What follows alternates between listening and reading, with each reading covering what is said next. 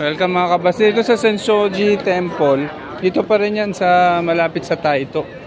Taito ito, maraming temple pala dito sa Taito. Kaya enjoy natin tong moment na makita natin yung oldest temple. I don't know kung oldest temple sa Japan, pero sabi nila it's one of the oldest temple. Teka, libutin natin mga kabas. Napakaraming mga tourists of mixed nationality, makikita nyo.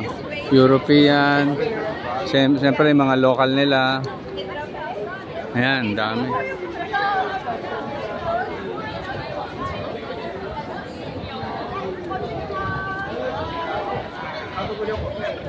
Ayan. Pwede mag-picture tayo. Oo nga, mag-picture.